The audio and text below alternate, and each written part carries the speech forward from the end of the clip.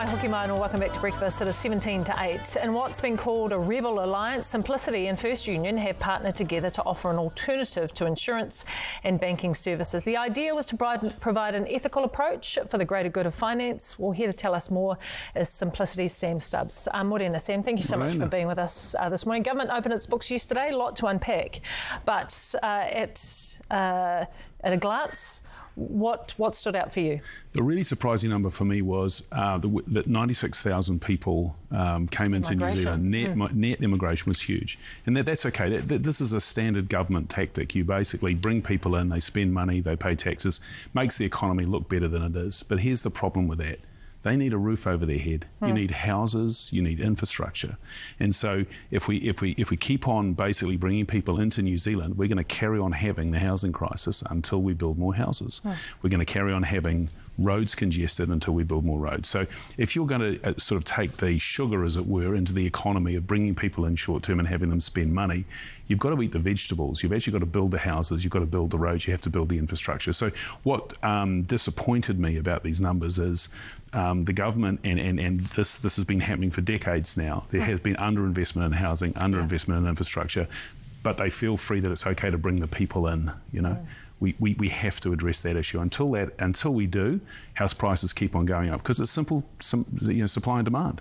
More demand, less supply, prices go up. Yeah, and we were having this conversation a couple of weeks ago, right? Yeah, in terms exactly. of supply in this country. Let's go to this alliance with First Credit Union. Tell me about that. Yeah, look, so we have a cost of living crisis there, right?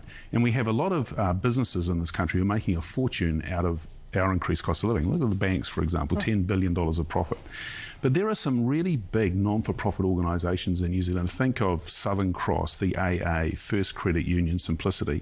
All of these businesses don't make a profit. They actually provide services in a non-profit way.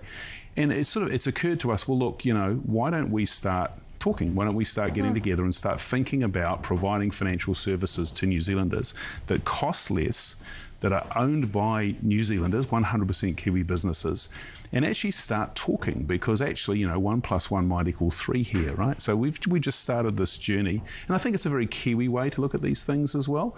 We wouldn't be having this conversation if the banks weren't making so much money from us year after year after year, but I think we should start talking. So when you talk about those conversations, so what does that look like for ordinary, everyday Kiwis then, this alliance? Yeah, well, look, we're going to be getting into a world of open banking and sharing your data. So you'll be able to have one app on your phone where you can pull in, your medical insurance from one area, your personal loans from another, your mortgages, and it all looks the same. It may be multiple providers, but it all looks the same, and you can switch money between it. So it's the start of a long journey. But, if you look at Southern Cross, AA, Simplicity, First Credit Union, together we've got like 2 million members.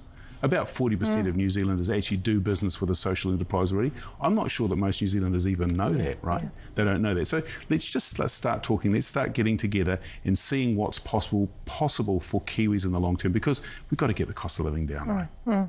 Yeah. We do have to wrap things up, but I just want to ask you about the funds industry and KiwiSaver generally. Are they ethical? They are, sort of. About 80% of them place a screen, which means they won't invest in fossil fuels, nuclear weapons, all those things. But there's another side of that, right? Because they've got $100 billion to invest. Should they be investing in things which actually have positive social outcomes for New Zealanders and also make money at the same time? So let me give you an example. There are about 26 KiwiSaver schemes out there. Only 2 of them, to my knowledge, invest in community housing, providing community housing, which can be a good investment. Only one of them provides long-term build-to-rent housing as well. So I think this whole ethical debate needs to shift towards this. And New Zealanders are giving KiwiSaver managers a huge amount of money to invest for the betterment of New Zealand and for the betterment of themselves. Should ethical mean that we're investing in things that actually make a big difference? And look at infrastructure. That'd be a classic example, right? KiwiSaver funds could build the roads, the sewage systems, the water and the power systems we need. Government's got to start having a conversation with us about that. But to my mind, that's the real ethical out there. Sam, always a pleasure to have you in the studio with us. Sam Stubbs, Simplicity founder. Thank you so much for your time.